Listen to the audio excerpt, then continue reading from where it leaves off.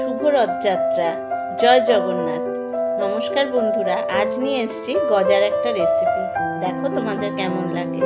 তার জন্য প্রথমে আমি এক বাটি ময়দা নিয়েছি, তার মধ্যে বড় চামচে 2 চামচ ঘি দিলাম আর 1 চিমটে নুন দিয়ে এটাকে ময়ান দেব।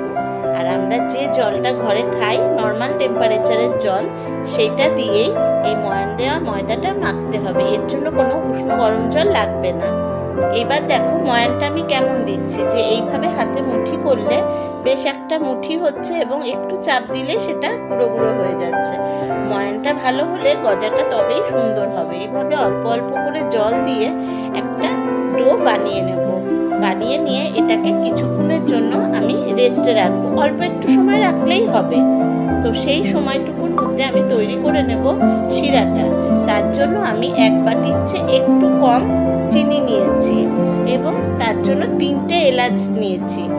আর নিয়েছি ওই বাটিটার 1.5 বাটি মতো জল নিয়ে কড়াইতে একটা শিরা তৈরি করেছি। এলাচ দানার মুখগুলো তার মধ্যে অবশ্যই একটু ফাটিয়ে দিতে হবে, তবে সেন্ট ভালো আসবে। শিরাটা তৈরি হয়ে যাওয়ার পর আমি তৈরি করতে চলে আসলাম গজাটা। আমি একই ময়দা মাখা দিয়ে তোমাদের গজা এবং খাজা এই দুটোই বানিয়ে দেখাবো। এই দুটো বেলার ওপরে নির্ভর করছে তার ডিজাইনটা। তো দেখো শুরু করে দিয়েছি। আমি এরকম পাতলা করে একটা রুটি বেলে নেব ওই ময়দাটা দিয়ে। তার উপরে সামান্য একটু ঘি আর একটু ময়দা ছিটিয়ে উপরে লাগিয়ে নেব। তার উপর দিয়ে আমি আরেকটা রুটি এইভাবে দিয়ে দেবো এবং সাইডগুলো একটু টেনে টেনে সমান করে দেবো, কারণ সব রুটি বেলা তো সবসময় সমান হয়ে ওঠে না। তো সেকেন্ড রুটিটার উপরেও আমি একইভাবে একটু ময়দা ছিটিয়ে একটু ঘি দিয়ে লেয়ার করে নেব। এইভাবে আমার 6টা রুটি হয়েছিল।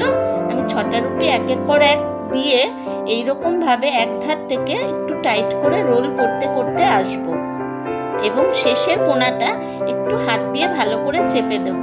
কেউ যদি মনে করো এই কোণাটার মধ্যে একটু জল লাগিয়ে নিয়েও চেপে দিতে পারো, আবার এমনি দিলেও হয়ে যায়। তো এইভাবে আমি একটু বেলনাটার ওপরে ডলে নিয়ে এটাকে সমান করে নিলাম। তারপর একটা ছুরির সাহায্যে রোলের যে দুটো ধার আমি বাদ দিয়ে দিলাম। দিয়ে এবার আমি বাকিটাকে সমানভাবে টুকরো টুকরো করে নিচ্ছি। ঠিক দেখো যেভাবে আমি দেখাচ্ছি এইরকমভাবে। এবার বাকিগুলোকে সরিয়ে রাখলাম। দেখো কতটা লেয়ার হয়েছে ভেতরে, এইরকমই হবে জিনিসটা। এইবার দেখো বেলার শেপটা, যখন আমি এইভাবে বেলবো তখন জিনিসটা হয়ে যাবে আমাদের জিভে গজা। এইটা আমাদের জিভের মতন শেপ হচ্ছে, সেই জন্য বোধহয় এটার নাম জিভে গজা। সেটা আমি ঠিক জানি না। তো যাই হোক, এইভাবে বেলে নিয়ে আমি তৈরি করে নিলাম জিভে গজা। কয়েকটা আমি জিভে গজা করব আর কয়েকটা আমি খাজা করব। তো ততক্ষণে আমি কড়াইতে একটু সাদা তেল গরম করতে বসিয়ে দিয়েছিলাম। তেলটা হতে হবে হালকা গরম। বেশি গরম হলে তাড়াতাড়ি লাল হয়ে যাবে, অথচ ভেতরটা ভাজা হবে না। ওই জন্য গ্যাসের আঁচটা একদম লো টু মিডিয়ামে করে এটাকে ভেজে নিতে হবে। হালকা করে ভেজে নিয়ে তারপরে পাশের যে গ্যাসের মধ্যে আমি শিরাটা করে রেখেছিলাম কড়াইতে, ওই শিরার মধ্যে এই গজাগুলো আমি দিয়ে দেবো। দিয়ে এবং হাতা দিয়ে এগুলোকে একটু ভিজিয়ে দেব। দিয়ে এবার বাকিগুলো আবার তৈরি করতে চলে যাব। এর পরেরটা দেখো, আমি জিভে গজাটা হয়ে গেল। এবার আমি করছি খাজা। খাজার বেলাটা দেখো একটু অন্যরকম হচ্ছে।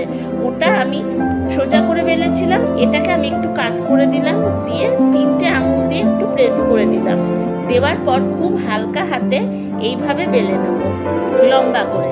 একটু দেখো ভালো করে ভাঁজগুলো কত সুন্দর হয়েছে, কত ভালো বোঝা যাচ্ছে ভাঁজগুলো। এইবার আমি ওই শিরার মধ্যে আগের গজাগুলোকে তুলে নিয়ে এই খাজাটাকে আবার ভিজিয়ে দেবো। বেশিক্ষণ ভেজানোর দরকার পড়ে না, অল্প একটু এপিট ওপিট করে ভেজালেই হয়ে যায়। এবার আমি আগের খাজাগুলোকে একটা প্লেটের মধ্যে তুলে নিচ্ছি রস থেকে। আর তারপরে যে খাজাগুলো ভেজেছিলাম সেগুলোকেও আমি রসে ভিজিয়ে প্লেটে এইভাবে তুলে নিয়ে সাজিয়ে নিলাম। এবার দেখো কতটা সুন্দর দেখতে হয়েছে। এটা যেমন সুন্দর দেখতে হয়েছে তেমনই সুন্দর খেতে হয়েছে। তুমি যদি কাউকে না বলে একবার এটা করে খাওয়াও, তো সে কিছুতেই বুঝতে পারবে না তুমি এটা ঘরে বানিয়েছো আর এত সহজে বানিয়েছো। সে ভাববে কোনো দোকান থেকেই বোধহয় কিনে আনা। একবার অন্তত ট্রাই করো, আর ট্রাই করে তোমাদের কেমন লাগলো আমাকে অতি অবশ্যই জানিও। যদি আমার রেসিপিটা ভালো লেগে থাকে তাহলে আমার চ্যানেলটা সাবস্ক্রাইব করে দিও, আর একটা লাইক অন্তত করে দিও। তোমাদের লাইক পেলে, তোমাদের কমেন্টস পেলে আমিও একটু উৎসাহ পাই পরবর্তী রেসিপিটা আবার দেওয়ার জন্য। Thank you.